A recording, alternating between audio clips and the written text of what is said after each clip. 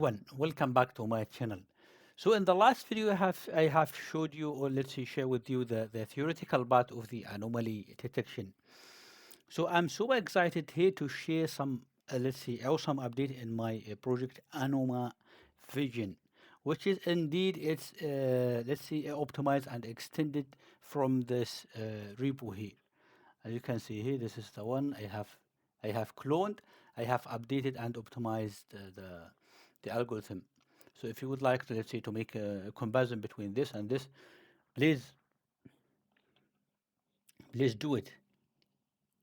And the AnomaVision, it's, let's say, I have said it, is a powerful deep learning library built on this thing. Make visual anomaly detection fast, super easy, and ready to use in the real world. So if you have, let's say, if you are working with anomaly detection, you can use this and deploy it in a very easy way. And this is the one that we will use in our project ML Lobs. So as I have promised, we will use a real project, I mean real time project, let's say. And sorry, and what are the, let's see, the features I have, what I have done here.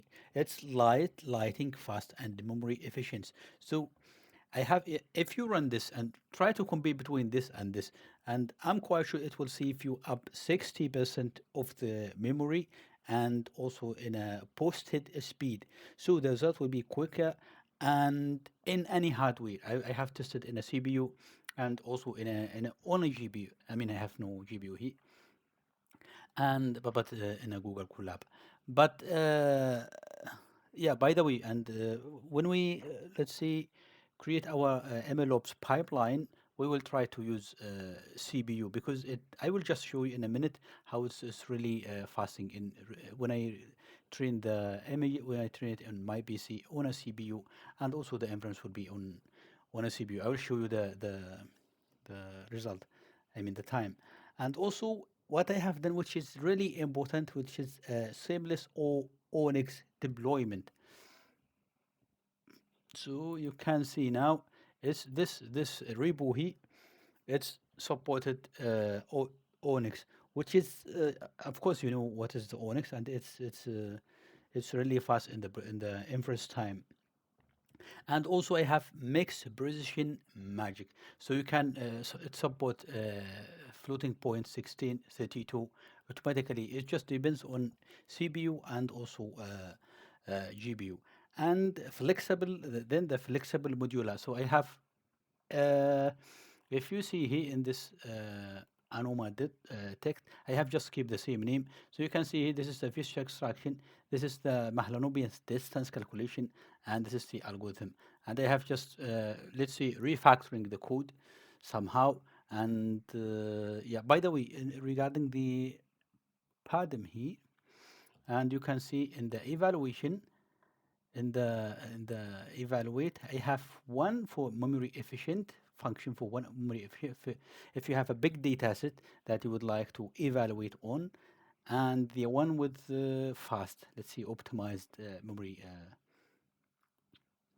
Let me just go back. And it's also, I will say, a zero frustration integration. So it's super easy to use. Just if you follow only this, the following steps, you will do it free.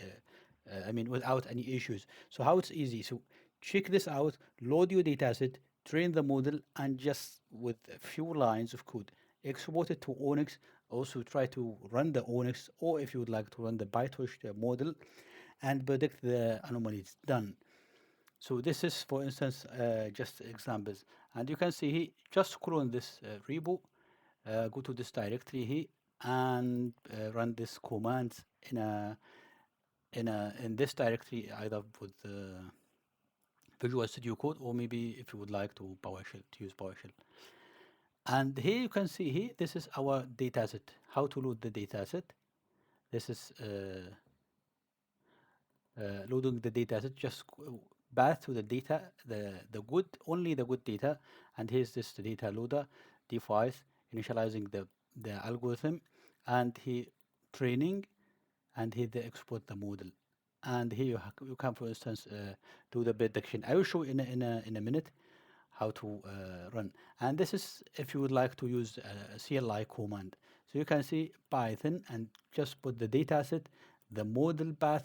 Let's see the directory you would like to save the results, which is normally is a distribution. But if you would like, you can just change it. And here's the backbone. You use the backbone ResNet 18 or 19 or 15.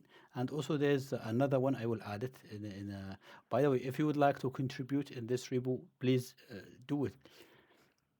And here's number the features will be extracted from the layers. Sorry. And number of features we will, let's say, will be used to training the model, which is taken randomly.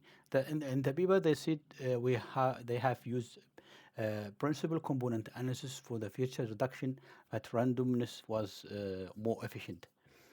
And here's the patch size you would like, this is for the training, and also this is the model name you would like to name the model. And you can see here's the help. This is the project structure. So it's like any project. And here's the powerful, let's say, API. If you would like to use the PaDiM, it's just use this lines here. For the training, you can use this. For the inference, you need to use model.predict with the batch size. And also, if you would like to use Gaussian blurring or not, the default is true. And this is the exporting to ONNX model. And here's the magic key, the performance between the original one, which is this one here, and here. The memory usage is really high, and with AnomaVision is low. And the training speed baseline, and here the faster. Inference is really fast, and also you can see the difference when you use a GPU with a big data set. So you'll see it will save a lot of space, I mean a lot of memory, and also it will give you a very, very fast I mean inference time. And as I said, if you would like to contribute, please fork the repo, I mean, create a branch, a commit, push, and of course, open a pull request, and I will see it and run it on my PC. Of course, it's need, let's see, some works indeed, but this will we use uh,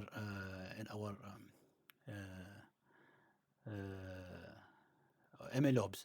So as if you see here, this is our repos, and this our repo, for instance, for industrial anomaly detection MLOps.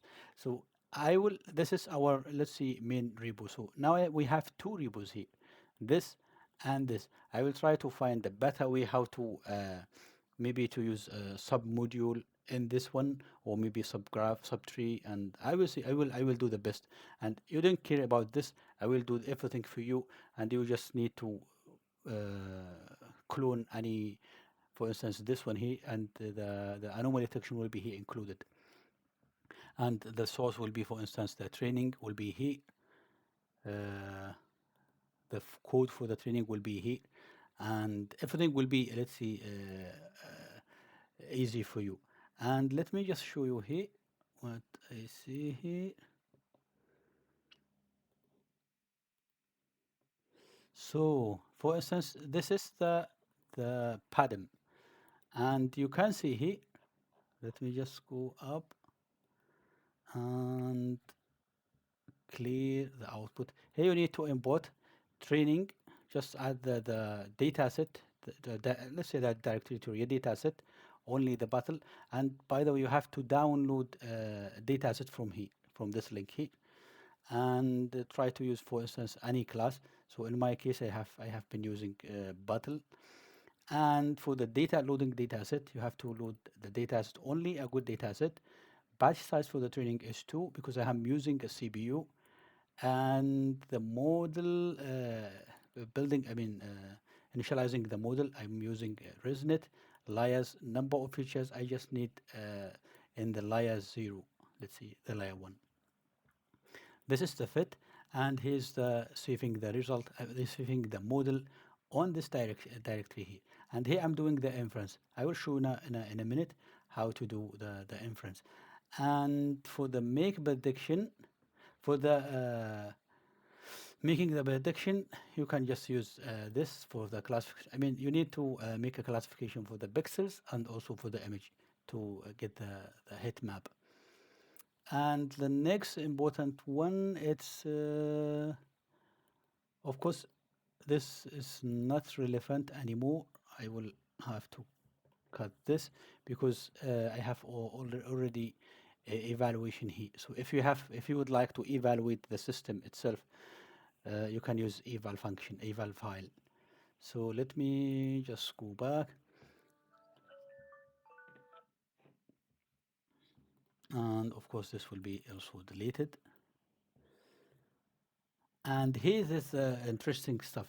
You need to export the model, the PyTorch model, into ONNX, and this should work perfectly. And if you see here, I'm just trying to test the same dataset, the same test dataset, for instance, with the ONNX and also PyTorch, and you can see the same result. And this one is for, we will do this ML flow in our let's see training in a pipeline. So let me just start now, and I'll just move, just jump to the training, and you can see the training itself. Let's see, you can see this is in my CPU. And for the training, we can use also a CPU, because a GPU it's costs much money. But I will show you also how to create a CPU and also use a GPU.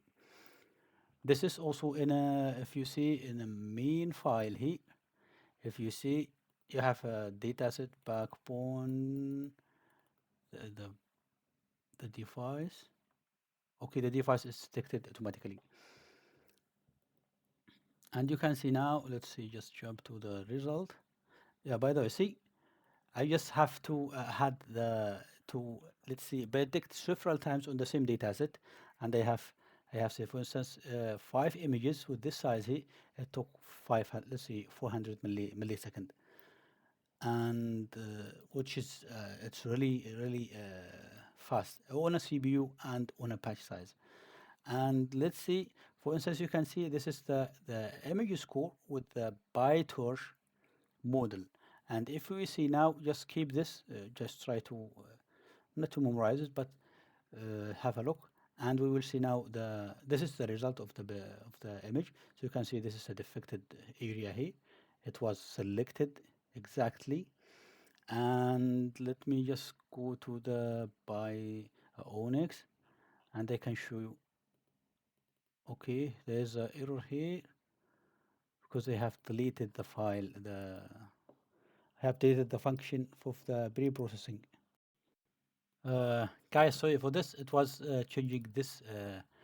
I changed the dataset path uh, in the in one cell. I will just show you when. And this was a mistake because the images was not found. So I changed the data path to this, which is let's see, make the our problems. So let me just go to the detect and do again this one here for the school. We can see this is, we have still have the same result. And for the ONNX, we have to run this, and you can see still have the same result. But of course, it's, let's say, not the same. Let's see, just copy this just to make sure. It's not, let's say, the same exactly with the same digits, but you can see here it's 3, just maybe to this point here. It's maybe 3 or 4 digits after the comma. So exactly it's the same ONNX and the PyTorch model. It are exactly the same. So now you have this file here just to make somehow play in this file here, Jupyter Notebook. And if you would like, if you are serious, just you can use this one here by running the. If you are in the same in this environment, let me just activate the environment. you can either activating the environment, or you can just use Putri run, then Python, for instance, mean. Or if you would like to evaluate, eval. So the eval, let me just give you a hint. It's loading the data set, and the data set will be, let me just show you the structure of the data set. This is the structure of the data set, and you can see I have the training, which I use for the training, which is only a good images. Then let's move to the ground truth, which is for the defected area. Let me open, for instance, one, and you can see this is a mask of edge defected images. And if we go on test, on test, you can see the class large, for instance, large defect. You can see this, and the mask was in the ground truth. Now, for the evaluation, you have to have the same exactly format: train, test, and ground truth. Test, for instance, you have to have one, at least one defected area and also a good area. So just to make it comparable.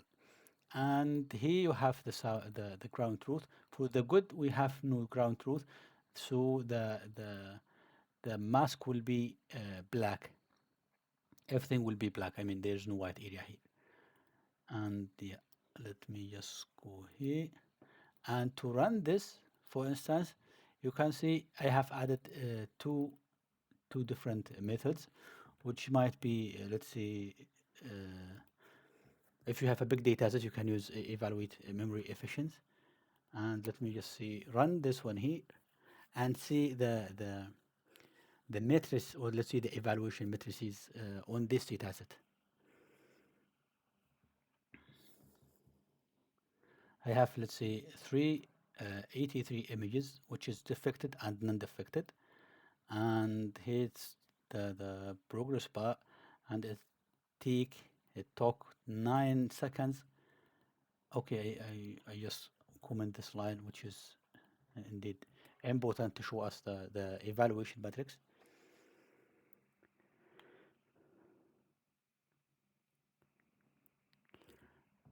And yeah, let's back to this, and you can see here, try to clone this if you would like, indeed, if you'd like to use anomaly detection and improve anomaly detection.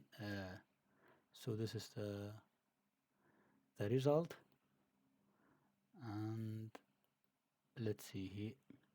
You can see time, and this is the image level, and this is the no, this I have to close this. Still one, no, and this is the pixel level. You can see, and also it will give you a different result based on your data set. But if you would like to use it, try to use it, and this is the one we will use in our MLOps pipeline. Okay, then if you like this video, if you found this helpful, please subscribe into my channel, like the video, and if you have any question, please write it down in the comment below. And by the way, if you like this repo here, please maybe give it as a start. I will start now. It's mine. And if you have also would like to contribute, follow this, and I will get, let's see, a notification. If you have any question, drop let's see, in a this is my email, so you can use it if you would like to send email. That's it for today, and thanks for watching, and see you next time.